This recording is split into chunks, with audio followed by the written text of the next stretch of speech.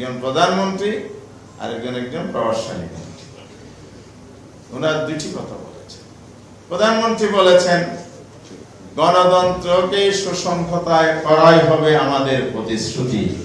আমি বলতে চাই জুলাই চেতনা, জুলাই সংস্কারকে মাইনাস করে গণতন্ত্র সুসংহত হবে না স্বৈরতন্ত্র আবার ফিরে আসবে?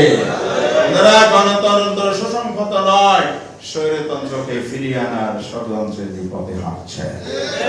মেহরবানি করে আমরা দোয়া করি, আহ্বান জানাই আপনাদের মধ্যে শুভ বুদ্ধির উদয় হোক। আমরা রাজপথ বেছে নিতে চাই না, আমরা দায়িত্বশীল বিরোধী দল হিসেবে সংসদে ফয়সালা করতে চাই, তবে আপনারা বাধ্য করবেন না রাজপথে ঠেলে দিতে। এ গ্রেড ক্লিংকারের কনফিডেন্স সিমেন্ট, বাংলাদেশের হৃদয় জুড়ে। মির্জা ফখরুল সাহেব বলেছেন যে আমরা বৈষম্য মুক্ত বাংলাদেশই হবে।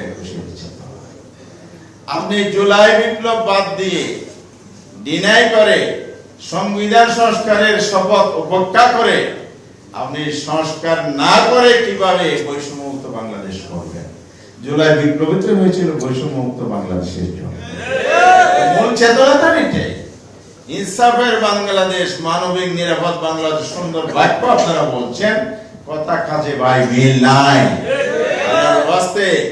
আর রক্ত ঝরাইয়েন না। গণতন্ত্রের জন্য রক্তকরণ জীবন দেওয়ার দীর্ঘ ইতিহাস পার হয়েছি, এবার আমরা দেশটাকে করতে চাই।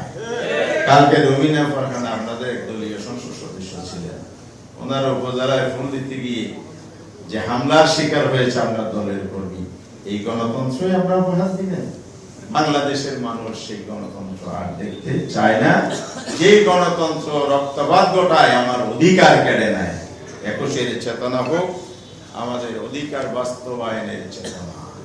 সেই জন্য তিনটি কাজ আমাদের অপরিহার্য করতে হবে। এ বলেই আমি শেষ করছি। 1 নম্বর, আমাদের এই নতুন প্রজন্মকে প্রকৃত ভাষা আন্দোলনের ইতিহাস শেখাতে হবে। সঠিক ইতিহাস যদি আমরা না শিখতে পারি, তাহলে জাতিকে বিপদগামিতার পথ থেকে সঠিক জানা যাবে না।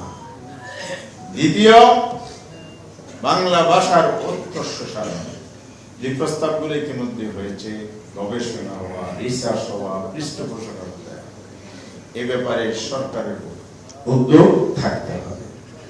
তৃতীয় হচ্ছে বৈষম্য মুক্ত বাংলাদেশ গড়ার জন্য ইলেকশন ইঞ্জিনিয়ারিং এর মাধ্যমে যে সরকার এসেছে বলে অভিযোগ আছে, আমরা তাদেরকে বলবো ক্ষমতার স্বীকৃতি, সরকার গঠনের স্বীকৃতি আমরা পার্লামেন্টের স্বীকৃতি শপথ নেওয়ার মধ্য দিয়ে দিয়েছি।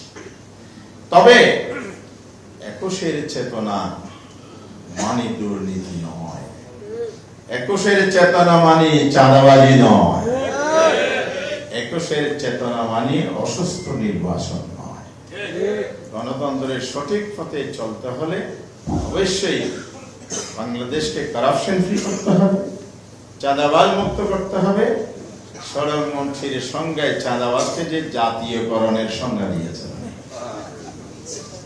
জাতীয়করণের সংজ্ঞা না, এটা সমঝোতা করে যদি, তো সমঝোতা করে যে আপনি অনেক অবৈধ কাজ করবেন, এটা বৈধ হয়ে যাবে? হবে? চাঁদা কি বৈধ? সমঝোতা করে অবৈধ থেকে বৈধতা দেয়া যাবে? সুতরাং হয় এই বক্তব্য ড্র করেন, না হয় জনগণ বুঝে যাবে আপনারা কিভাবে দেশ চালাবেন।